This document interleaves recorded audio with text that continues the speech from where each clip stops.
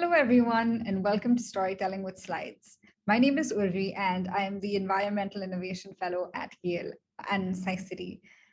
Storytelling with Slides is an asynchronous video tutorial that will help budding entrepreneurs build a pitch deck and develop a plan for their venture and how to best launch it. Over the course of 8 modules, you will be hearing from Peter Boyd, who is a lecturer at the School of the Environment at Yale and also a resident fellow at the Yale Center for Business and the Environment. Thank you for joining us. I wanted to cover this, and it's sort of like before we set out on a sort of a 10-page plan. So it's really just thinking about why is the plan important? Like the key piece here, like, it's a clear pathway. It's a roadmap to your vision. It focuses the energy. You covered that. Realistic and time-constrained goals to get the vision done. Measurable progress, define priorities, and then be able to communicate those priorities to others to attract resources. And talking about attracting resources, attract investors, and attract talent. So a number of ways why the plan, especially as the bulk of the bar chart there was an aspiring founders to founders, is like getting your thoughts down from head and a great verbal pitch into plan, always great for these reasons and more. And I just wanted to sort of say, but please have a plan. There's a lot on to be said for sort of agile development and just sort of getting out there and making something, making it happen. And it's not to dispute that. In fact, I also love this idea of you might have heard about it, an MVP, a minimum viable product, and then the slight twist on that is a SLIC, a simple, lovable but complete product. And this diagram here, I think, really is one of my favorites. I think I put the source there. Just the idea of like, if you've got a vision for building and selling a car, don't go on the top row. Don't sort of put the wheels in and then the axles and then sort of finally you've got a car at the end. It's just like a skateboard is simple, lovable, complete. A bicycle is also the same. A moped, and then you get your car. So can your idea take that form where you're sort of testing and getting to sort of where you're going and validating yourself on the way? But no matter how much you embrace MVPs, agile development, SLIC, I do say that, but do have a plan as you're going and try and make it a living document. That's something that I want to make sure comes through over the course of the time we've got together. So let's move on to the next piece, purpose-driven leadership and personal purpose, and where this plan comes from, and indeed, more fundamentally, where your venture comes from, where your idea comes from. Many of the things that I teach around Yale and actually sort of consult outside Yale are based on this very simple framework of purpose-driven leadership, and I want to sort of cover just the top line of that now. And it comes from that zigzag life that I said I've led so far across these different sectors, that passionate about what makes good leaders, and when I'm a leader at my best, like what's the logic flow? And it's a fairly simple logic flow, being very clear on knowing why you're here and why those around you are here. Then knowing what's important and be very clear of the destination of what's important. And then drive your actions from the first two. And whenever you can, get that onto a page. Now, it seems like quite a sort of simple logic concept. It's just hard to do. And so that's one of the reasons why the plan is there, and some of the other tools that I teach in some of the other Yale courses is like, how do we translate a sort of fairly simple but hard to live logic flow into action? And so the framework that I'll cover is purpose-driven connected leadership. And just the idea of connecting your purpose to priorities, to potential, to performance, and that your leadership strength, and indeed the strength of your venture potentially, is as strong as the weakest of these fibers. And the idea of being centered and mindful on all of these, rather than think like it's a siloed approach and I only have to do that thing once, I don't have to revisit. It's just like try and think of this as connected and something that sort of lives in this way. So with that in mind, I wanted to put up, and then just to sort of some thoughts on verbs on what you might want to do with those P's as you sort of stay mindful and get that rope as strong as you can. So I wanted to ground you a little bit here, and just to the extent you want to kind of work along with me now, you'll have this afterwards, but just the thought of if you want to take a sheet of paper and just slice it into 3 vertically, or a notepad, and write down your personal purpose. And as a founder, it's all important when you're doing your venture and indeed then writing your plan. So on the first side of this first third on your fork in the road, just about every single one of us is at a fork in the road. So 1A is, why did you decide to be at this fork in the road? Why did you choose to be here? It might be, why did you come to Yale, start the venture, or more generally. But so almost like own your choices to this fork in the road. 1B is like, what have you brought with you to this fork in the road? Why do you think you're a good person to start this thing? What attributes have you brought to the fork in the road? Why are you good to have around for this idea? The second piece in the middle there is your horizons. Artificially long, artificially short.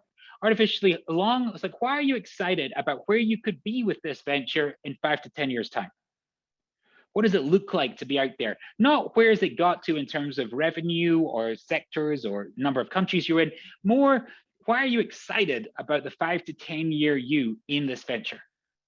And then artificially short horizon. If you knew you only had a few months left to create this venture and hand it on to somebody else, what would you ensure gets done and why?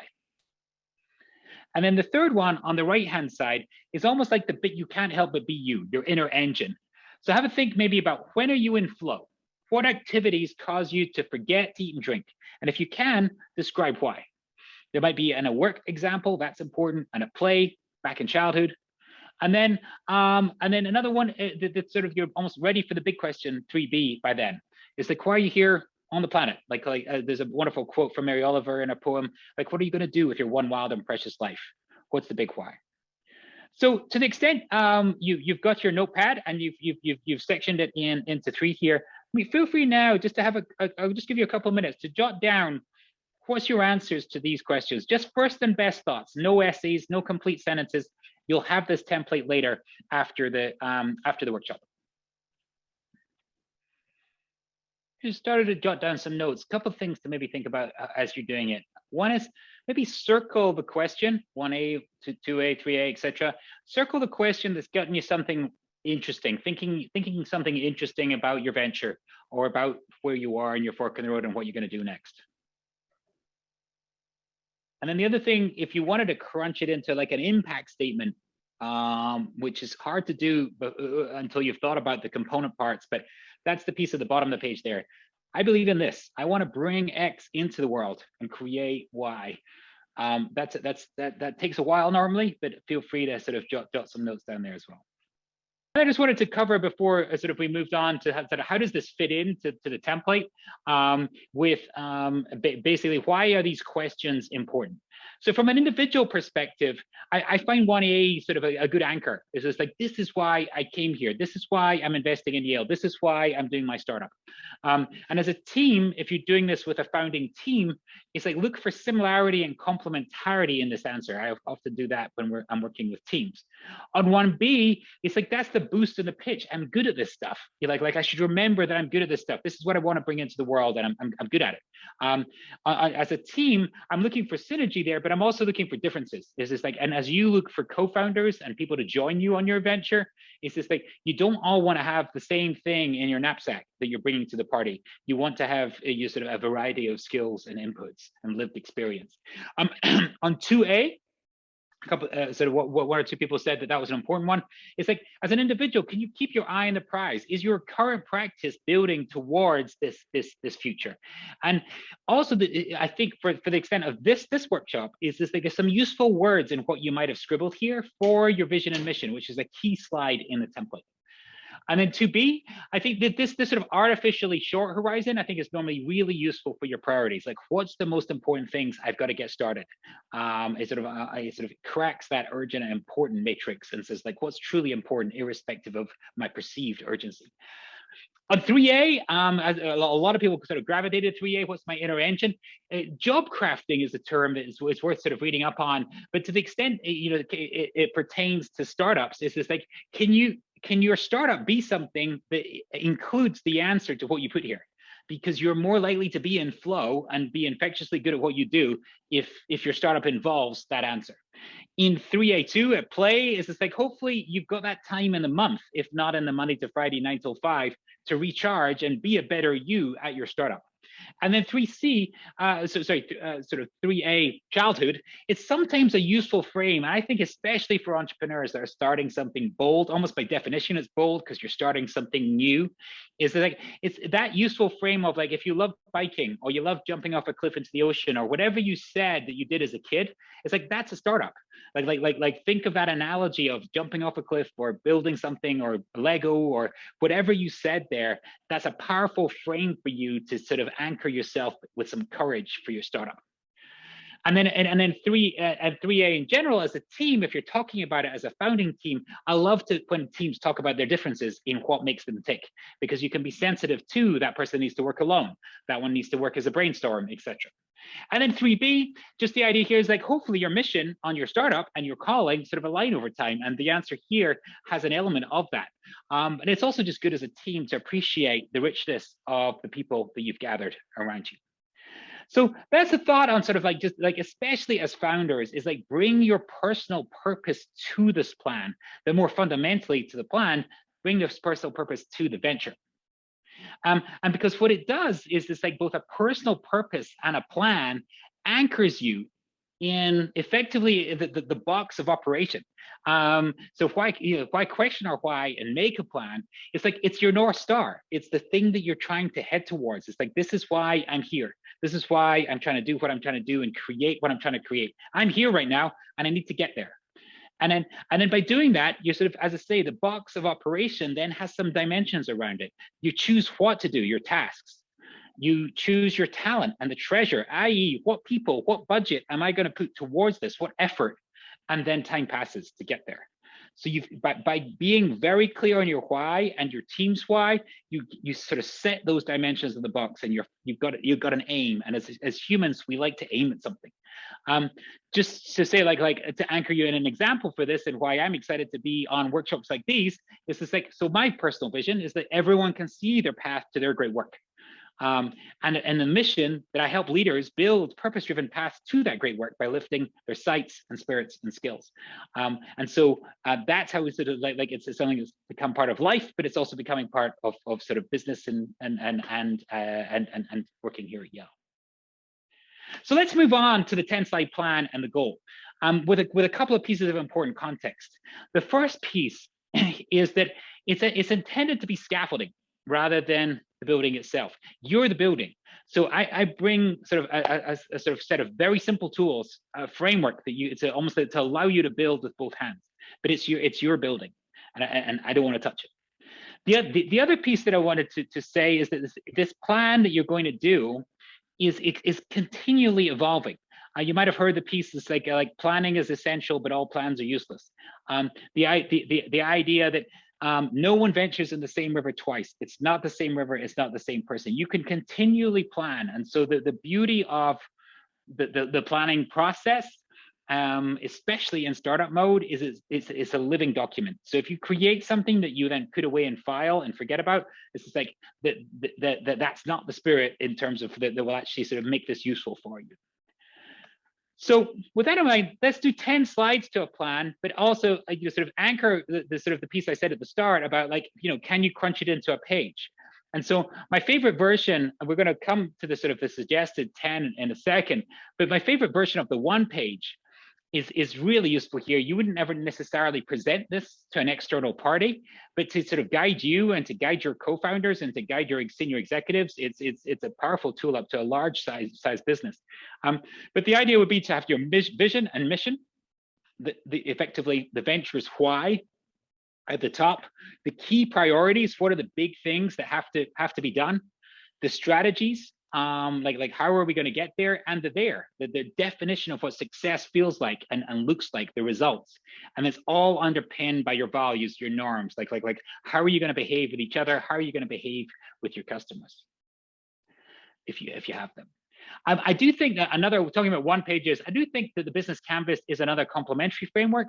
It's not something that I necessarily teach or lean on, but to the extent you find the kind of the headings here useful to organize your thoughts, that's another good input at this stage. So on with the 10 slides. And the 10 slides, I'm going to suggest them in a certain order. And it starts at number 1 in the middle. We go up to the 12 o'clock, 2, 3, 4 and go round to the 10. But you can sort of can and should weave these in the different order that makes your story come to life and in your preferences, either for you as a founder or maybe for the funder, if you're going for funding. So I'm going to present it in this order. You might well end up with a sort of an order that looks completely different to mine. So first piece then on this 10-pager is going to be the sort of the purpose. But just before that, the cover itself, just starting to create the idea of different versions. So along with your organization name, have an idea that one of these versions is the primary audience is you. As in, make this version internal, the kind of the dirty laundry, the poorly formed thoughts. As SciCity says, the raggedy thoughts, put them in here because you have a version that you are working on, and then you can always save as and spin out a more polished version that takes away that doubt when you're presenting it to an external audience. So start the idea with a sort of an internal plan.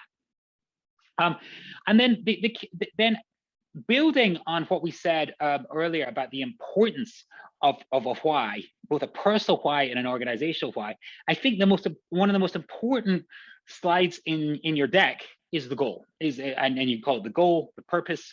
I'm not so precious about any of the titles here. But I think the key thing that's nice to have on a goal is both a vision and a mission. And just to be clear on the difference and why they complement each other. The vision is the world state when you and others like you are successful.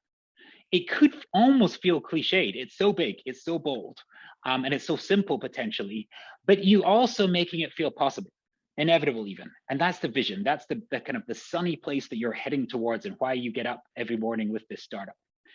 The mission is the path, is this sort of your underlying purpose, your chosen path to help make that vision happen. And if you get it right and it's tight, then it's very clear what you're going to do to you and to others. But it's almost also tight and clear what you're not going to do because the vision and mission is so clear. And if you get that right, then it's unifying, and all the qualities that you guys were talking about as sort of why have a plan. It inspires, it challenges, it unites, it attracts, it gets talent, it gets investors. It's just like the vision and mission can do much of that on its own.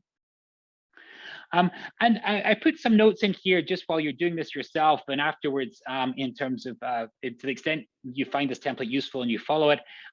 The idea is just like to get rid of the wasted words, the loose and useless words, until you're left with the essence of a tight thought and a tight collection of words. I suggest a sort of a bookend of words here, like 3 to 15 words maybe. 3 words comes from Guy Kawasaki's presentation on the mantra. Like you don't need a big long purpose statement. You need a mantra that people can get behind. And Chris Anderson, who founded TED, creates this requirement. You cannot get a TED talk, not even past the first gate, if you don't have a through line that is in 15 words or less. So, sort of like why would you sort of create your venture in 15 words or less on both, say the vision and the mission? And then not just an excuse to get my hometown of Edinburgh in here, but just the idea here is this, like sometimes a kind of compelling visual that sort of links in with your vision and mission is really good here, either behind as a backdrop or on the side. Like if you're out if your vision is to help in healthcare, it's like, well, what kind of healthcare, what kind of patient do you help? What is your thing doing? Sustainability and energy were also popular ones in the word cloud a few minutes ago. So like what kind of thing are you doing there? Is it a wind turbine? Is it a community that now is sort of lit up and is more just because of your intervention? So sometimes a visual in there is really important too. So if you can combine those 3 elements, a really clear vision, a really clear mission, and a compelling visual, then it's a huge anchor for you. It helps you sort of make decisions, but it also really brings people up to speed quickly. And that's why I suggest is one of the opening or most important slides in your plan. So next few sections is really on the sort of the what you do and why it matters and how is it new. So section 2, the idea here is there's like pause and say, like, what's the challenge? What's the world without you? and what's the problem you're trying to solve. So sometimes it's very powerful to do this in the micro. It's like, here's my target customer. This is their terrible life without my stuff or my service.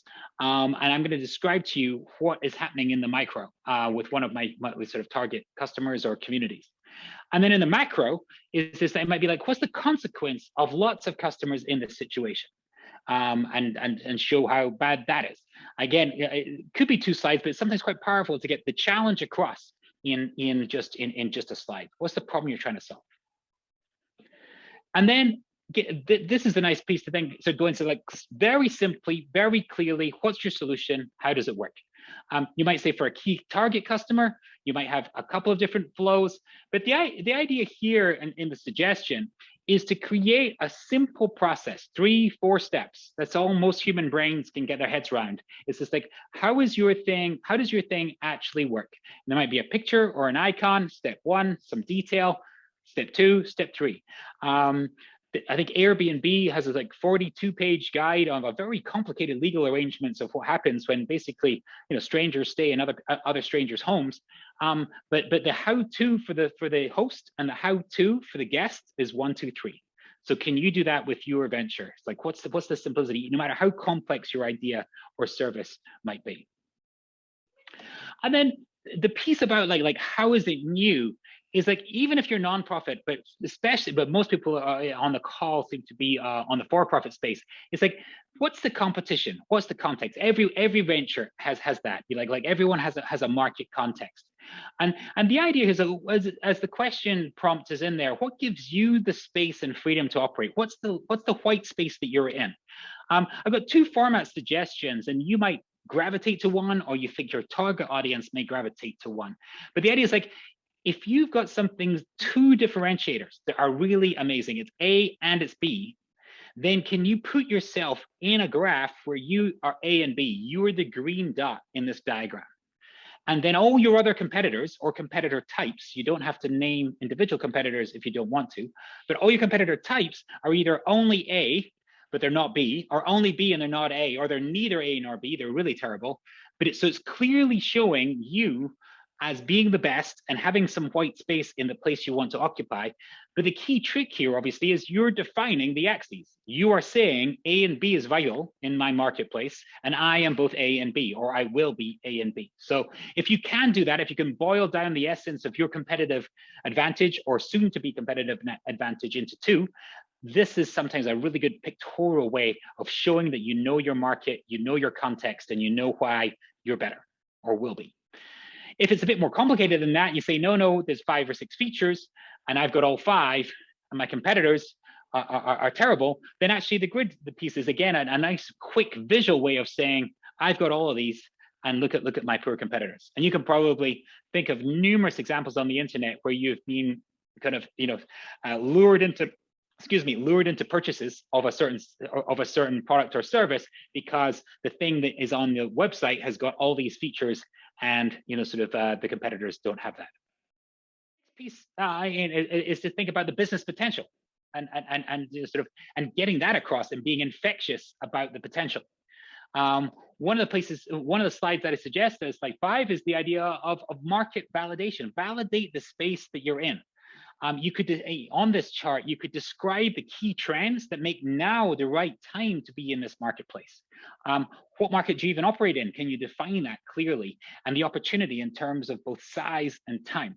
One of the classic management models is this idea of TAM, SAM, SOM, like this big number, the total possible demand for your product, a total available market or total addressable. The SAM is the segmented addressable market, and then the SOM, the share of the market that you think you can go get. So, all people in the USA, there's this many small towns. I think I can get, 10% of the small towns in Connecticut. And you've taken it down, but you've shown that as you grow, you could grow into the SAM and the TAM. And it gets people thinking that's how big their business is. The second part of this on the business potential is clearly the business model. Like how are you designed to be sustainable? And I would say this to nonprofits as much as I say this to for-profits. Everyone needs to show sustainability. What's the flow of money? Who pays you for what? How does the money move? I do this as a completely blank slide for you because you are so varied in your ideas. Often this starts with founders or co-founders like sitting there with a whiteboard and saying like where does the money move? How do we get paid for this? What happens next? And you sort of, it might start as this complete sort of conceptual sketch and then get it into sort of a chart and a slide that you can then communicate to whoever you want to communicate with. This is how we are going to be sustainable. This is the model. And then from there is this going to market. Like how are you going to reach your target customers?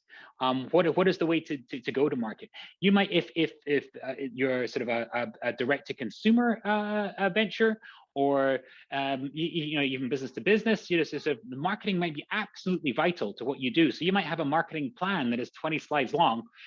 That's okay. It's just, this is the one slide summary of that marketing plan. It's like, how are you going to be famous where you need to be famous? Could be PR focused, could be content marketing led, could be advertising, whatever it is.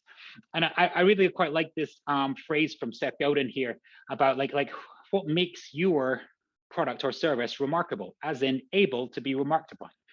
How are you going to travel? How are you going to get famous? And then next up is like, who's on it and how are you doing? And again, you can put these in any order, just like that's next up in the way that I've sort of done the flow of the sections here. So who's on it is your team. The key piece here is, can you describe the talent and the relevance to the task at hand? Now, many of you here, especially that big bar chart that said aspiring founders, might say, well, it's only me. And I say, well, that's okay. You can still fill a really impressive team slide if it's only you.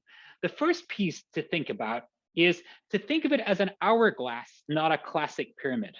So think of all the people that are advising you that have got good experience and are fans of what you've done. You've shared your idea and they think it's a great idea. And it could be an uncle or an aunt. It doesn't have to be sort of sort of a hugely formal relationship.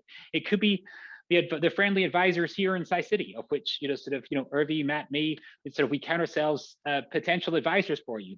So the key piece is filling out the top piece of the funnel here, the top piece of the hourglass, shows whoever's reading your deck that you know what you're skilled in, you know what you're not skilled in, and you know what you need to be skilled in. And you have called upon these fans of yours, and they are willing to advise you on this, and they've got interesting CVs and resumes in addition to you. The next piece is, like, again, if you're on your own and you're this aspiring founder from the bar chart earlier, is that you don't need to put in people that you've hired or sort of free volunteers that are being won over. You could put in my intended hires. Hire one would be here. My next hire would be here. And then also is a powerful information signal to whoever is reading this, because you're showing that you know how your venture is going to grow and where you're going to need your first people. So the idea here is that you could have a very strong team slide that could be filled with quite a few names and positions, but it's still just you, and it's just you in a PowerPoint right now. So don't be deterred and say, I can't do a team slide until I have a team. You can have a team because you're thinking through the team. And just try and be able to describe those first few hires and why. But the key piece here, just like, don't leave the competition slide out, because everyone has competition. Everyone has a kind of competitive context. Otherwise, you will not be believed. Likewise with the team, is just like, you can't do this truly alone. So who are your partners? Who's your ecosystem? How do you think you're going to bring this to market, and who with? And then just about any audience is going to need sort of some sort of angle on the financials. We're paired often in SciCity with storytelling with spreadsheets, so I'm not going to touch on the expertise behind how you create the slide, more than say, have a slide in here that brings into your plan the pertinent points. There's a variety of different formats, so you could almost, like, you know, sort of semi-beautify a spreadsheet like you are on the left, or create a more pictorial approach of eras. Like, year one is MVP, year two is full national launch, year three is international growth, and giving some metrics. The key piece, though, is to explain your drivers. Most people, especially if you're seeking funding, they don't tend to trust your numbers. it's almost like hate to break it to you, they do their own numbers, but what they do look very closely at is that you understand the drivers of your business and you understand how you're going to build your drivers of your business. So this is a really important slide, even if finance isn't a strong suit, and even if your numbers are not going to be believed. It's really important to have something like this. And if you are asking for funding at this stage, this is probably the right slide to say, we are looking for X funding. This is going to enable us to do Y, and being very clear on that. And then to round it off, in the last of the 10 sections, I'd almost say is equally as important as slide one, as number one. That's sort of the goal, is the idea of communicating that you know what's important, and your traction and progress is also clearly communicated.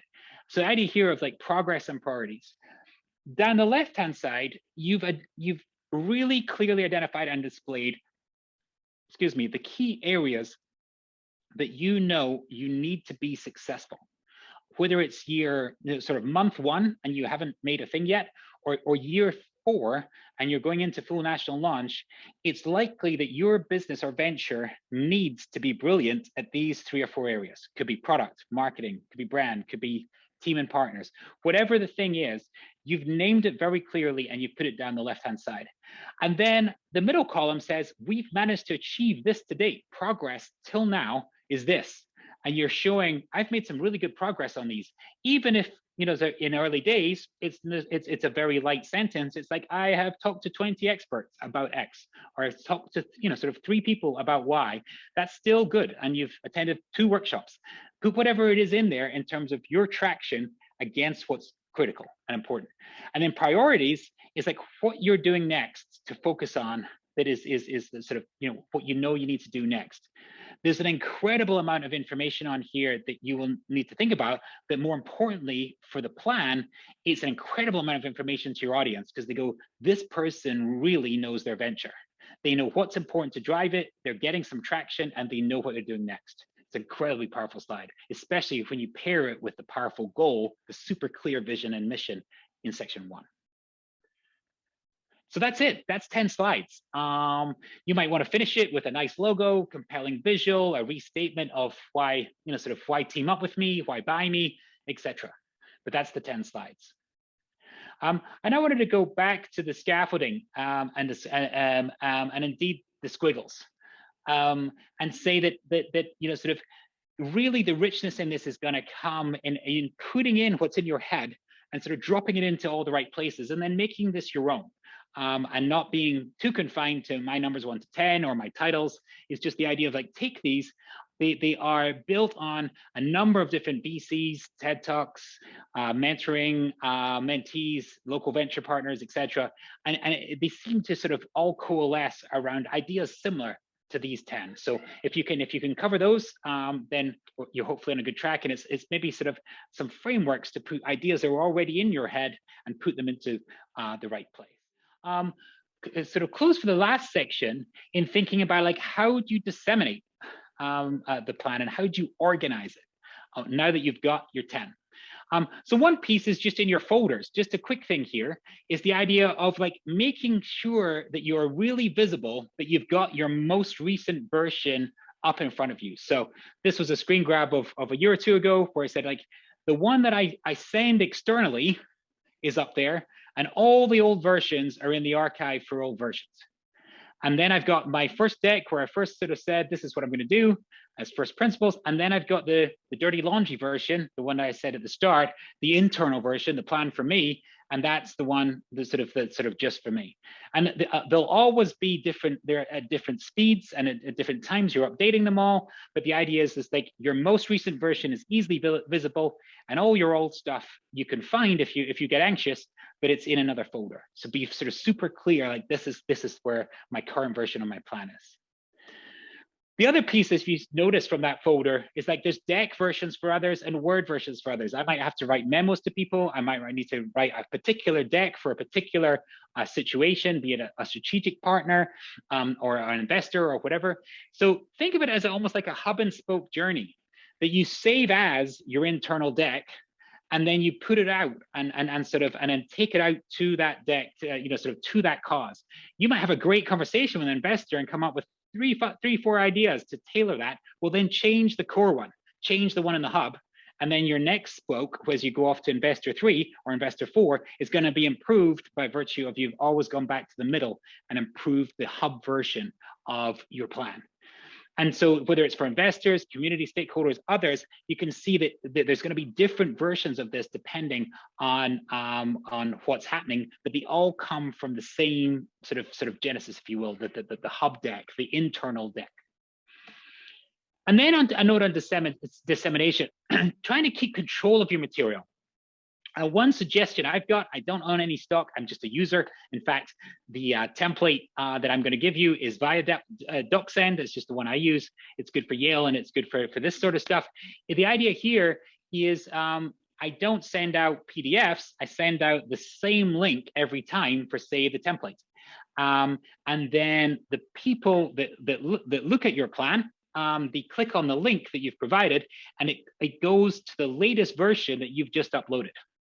So if you've sent out your best thinking to the world and then your best thinking changes, don't worry about where you've sent it. They're not forwarding a PDF, they're not forwarding a PowerPoint to their friends.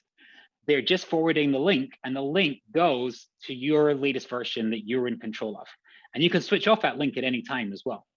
The other thing that's really handy about it, say you're putting out an intro to customers or something like that, is you can tell when people open it. So this one, I sort of sent it out to Brian Jacob. Brian Jacob had a look at it. He 100% viewed it. So that means he looked through every single slide. He took 2 minutes 12 to look at it. And I think that's about right. He went through it. He actually read it. He didn't just flick through it. And I could even click on the stats and see which pages did he spend more time on. So you get really, you're in control of your intellectual property, and also your intellectual property is going out there in a way that you know what's happening.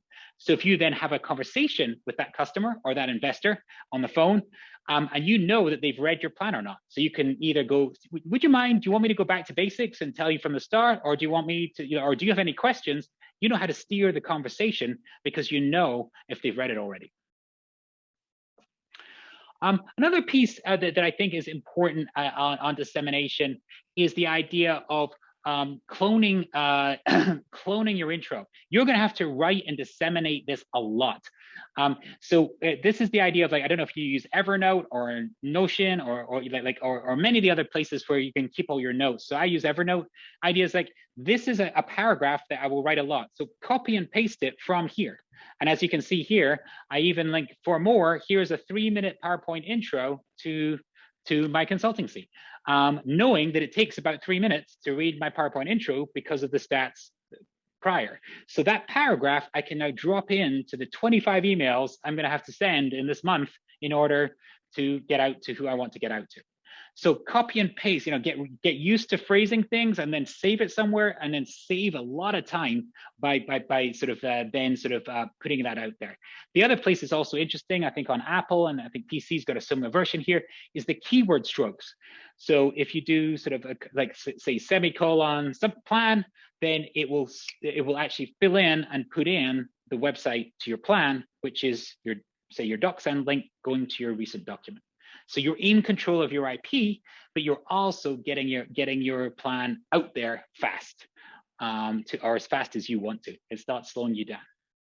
So that's us. We've done a whirlwind tour in right on an hour in terms of why making a plan first, and why are you even starting this first. I think I wanted to really ground you to be purpose-driven and connected first, because your plan will be all the better if you have that grounding in your own personal purpose, and then you've nailed or getting to nail that the sort of the current version of the vision and mission of the of the venture, and then work to a living plan.